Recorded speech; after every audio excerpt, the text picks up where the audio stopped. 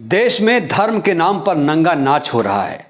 लगातार जाति धर्म के नाम पर सियासत हो रही है। लोग एक दूसरे को धर्म के नाम पर टारगेट कर रहे हैं। एक ऐसी तस्वीर सामने आई है बिहार से, जहां पर यह तस्वीर कई सारे सवाल खड़े करती है। इस तस्वीर को देखने के बाद आपके भी रोंगटे खड़े हो जाएंगे, लेकिन मजबूरी हमारी यह है कि मैं आपको ये पूरी वीडियो नहीं दिखा सकता। देखिए, ये शख्स कह रहा है कि अगर तुमने राम को बदनाम किया तो मैं तुम्हें बर्बाद कर दूंगा।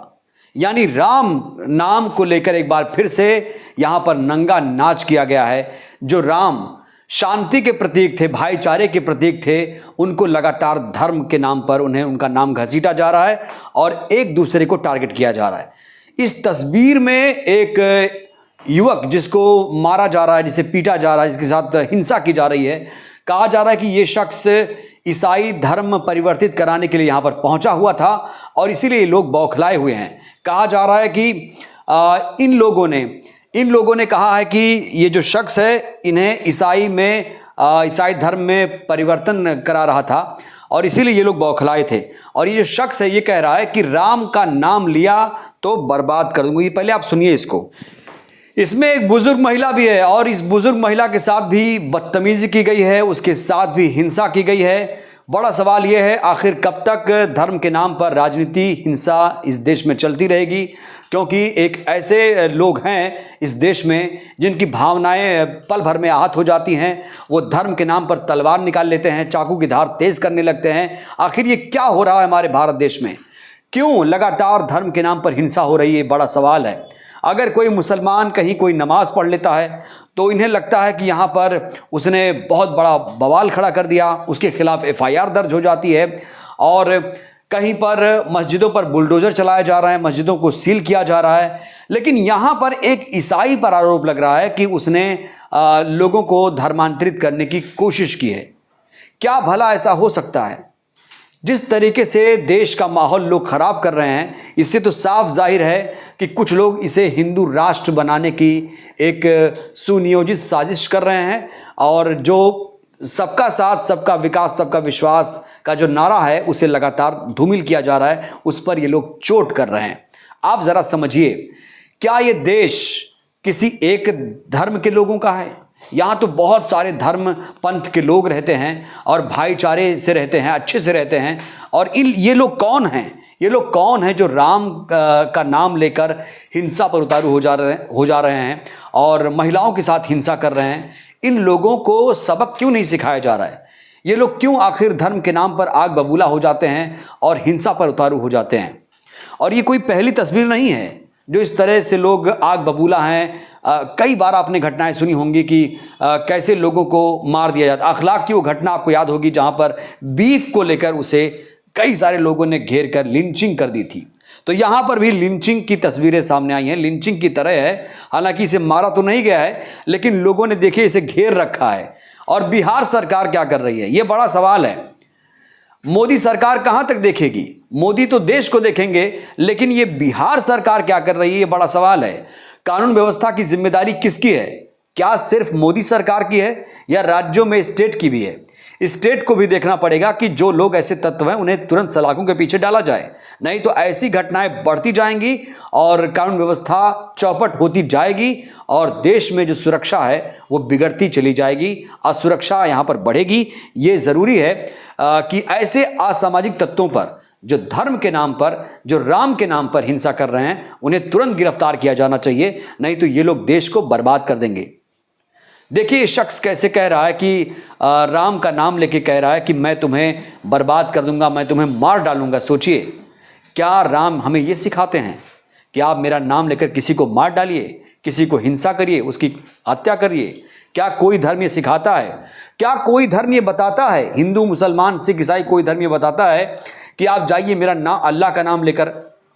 जो लोग अल्लाह का नाम लेकर ये कर रहे हैं वो लोग भी बदमाश हैं, खूनी हैं, मैं उनका भी समर्थन नहीं कर रहा हूं। और जो लोग राम का नाम लेकर सड़कों पर हिंसा कर रहे हैं, मारकाट कर रहे हैं, ये बिल्कुल इंसान नहीं हो सकते। दोस्तों, ज़रूरी है कि आप किसी भी धर्म के हों, आपको ये अधिकार नहीं है कि आप किसी माइनॉरिटीज़ के या किसी व्यक्ति विशेष के ऊपर ऐसी टिप्पणी करेंगे, उसके साथ हिंसा करेंगे, बर्बर तरीके से हिंसा करेंगे, और ये किसी तरीके से भी जायज़ नहीं हो सकता। बिहार सरकार को सोचना पड़ेगा। छत्तीसगढ़ में हमने देखा, छत्तीसगढ़ में जानते हैं क्या हो रहा है? छत्तीसगढ़ में आदिवासियों को वहां से निकाला जा रहा है और दबाव डाला जा रहा है कि तुम लोग ईसाई बन चुके हो, अब तुम लोग अपने घर वापसी कर लो, यानी तुम लोग हिंदू थे। दरअसल दिक्कत यही शुरू हो जाती है। एक धर्मनिरपेक्ष राष्ट्र में कोई अगर ये कह रहा है कि सारे मुसलमान हिंदू हैं, सारे ईसाई हिंदू हैं, तो यहीं पर सबसे बड़ी चोट होती है। और ये किस हिंदू की बात कर रहे हैं? क्या SC ST OBC को वो दर्जा मिल पाया है? आज भी बहुजनों की जो हालत है हम देख रहे हैं। कहीं पर अगर कोई घोड़ी चढ़कर जा रहा है शादी करने के लिए, तो कोई दूल्हा जा रहा है, घोड़ी चढ़ा हुआ है, तो उसे उतार दिया जाता है, उसे मंदिर में नहीं जाने दिया जाता है। आज भी सोचिए ये लोग गुलाम हैं और नारा दिया जाता है कि गुलामी की जो मानसिकता है उसे छोड़िए। समझना पड़ेगा, अगर वाकई देश को बनाना है, भारत को शक्तिशाली बनाना है, तो आपको इन तत्वों को हटाना पड़ेगा। ये वो तत्व हैं जो देश को खोखला कर रहे हैं अंदर से, और ऐसे लोगों की वजह से देश में हेट स्पीच बढ़ जाती है। ये लोग दुश्मन हैं देश के, जो राम का नाम लेकर, अल्लाह का नाम लेकर एक दूसरे के साथ हिंसा करते हैं। ऐसे लोगों को तुरंत जेल में डाला जाना चाहिए। कोई भी इनमें कोताही नहीं होनी चाहिए, नहीं तो देश में अराजकता आ जाएगी, तानाशाही रवैया आ जाएगी। यही लोग हैं। बताइए कौन समझाएगा इन्हें? कौन है वो लोग जो इस तरह से लगातार आ रहे हैं? इनके सर पर किसका हाथ है? ये सोचने की, पहचानने की जरूरत है। कहीं ना कहीं ये लोग अतिवादी संगठन से जुड़े हुए हैं। अतिवादी जो हैं उन्होंने अति कर रखी है, धर्म के नाम पर हिंसा हो रहा है, और खुद को ये लोग जाहिल लोग इंसान बोलते हैं। आप समझ सकते हैं, धर्म के नाम पर हिंसा करने वाला क्या इंसान हो सकता है? बिल्कुल भी नहीं हो सकता है। और यही हमें सही करना है। और हम एक जिम्मेदार चैनल होने के नाते लगातार अपील करते हैं कि ऐसे लोगों से बचना चाहिए, और ऐसे लोगों के खिलाफ सख्त कार्रवाई होनी चाहिए। तभी हम अच्छे मुल्क बन सकते हैं, शक्तिशाली देश बन सकते हैं। हमारा देश का जो मिजाज है वो सब धर्मों को साथ लेकर चलने का है। सर्वधर्म संभाव वाला राष्ट्र है। वसुधैव कुटुंबकम का नारा दिया जाता है। लेकिन ऐसा क्यों है कि देश के अंदर ही ऐसा माहौल बन रहा है? लोग बाहर वाले तो हंसते होंगे इस तरह की रिपोर्ट देखकर कि देखिए देश में हो क्या रहा है। क्योंकि ये जो ट्वीट है अशोक स्वयं साहब ने लिखा है इसमें कि देखिए कैसे एक क्रिश्चियन व्यक्ति को आरोप लगाकर उनके साथ बेरहमी से मारपीट की जा रही है। अशोक स्वयं साहब लगातार इस तरह की जो ट्वीट्स हैं वो आप तक पहुंचाते हैं। वो चाहे मुस्लिमों का मामला हो, चाहे ईसाइयों का मामला हो, दलितों का मामला हो, वो इस मुद्दे को लगातार उठाते हैं। इनकी यही खासियत है और इसके लिए मैं इनको साधुवाद देना चाहूँगा। एक भाई साहब लिखते हैं, निगम मिश्रा जी कहते हैं कि देखिए कौन नफरत फैला रहा है, कौन भारत तोड़ने की कोशिश कर रहा है। श्रद्धेय अटल जी के बाद बीजेपी में एक बड़ा चेहरा, संवेदनशील व्यक्तित्व हैं तो आप हैं, आपके बयान मायने रखते हैं। किसी ने दरअसल राजनाथ सिंह को ये लिखा है और उम्मीद कर रहे हैं भाई साहब कि राजनाथ सिंह इसमें कुछ बोलेंगे।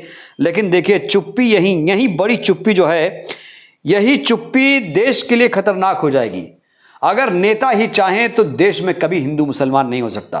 लेकिन मीडिया, शर्म आनी चाहिए हमारे देश के मीडिया पर, जो सिर्फ हिंदू मुसलमान में बटा हुआ है और हिंदू मुसलमान दिन रात कर रहा है। इसीलिए ये अतिवादी जो लोग हैं इनको यहीं से शक्ति मिलती है। इनको लगता होगा कि मीडिया अगर ऐसा कर रहा है तो हम ही तो इसको करेंगे, आगे हम कैसे इम्प्लीमेंट करेंगे।